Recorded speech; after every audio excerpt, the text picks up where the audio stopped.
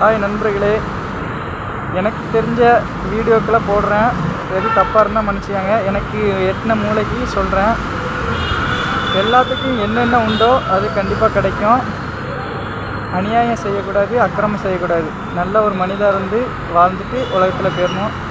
பணக்காரனாக இருந்தாலும் ஏழையாக இருந்தாலும் அது கடவுள் நமக்கு என்ன கொடுத்துருக்காரோ அதை வாங்கிவிடணும். மற்ற சில விஷயங்கள் எதுவுமே பேசக்கூடாது.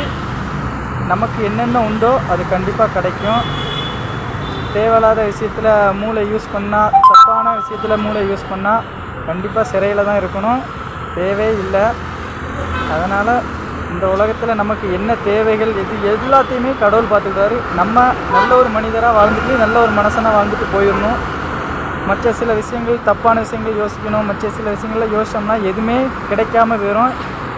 நல்லவங்களாக இருக்கணும், நல்லவங்களாக வாழணும். இதுதான் என்னோட கருத்து. பாய்.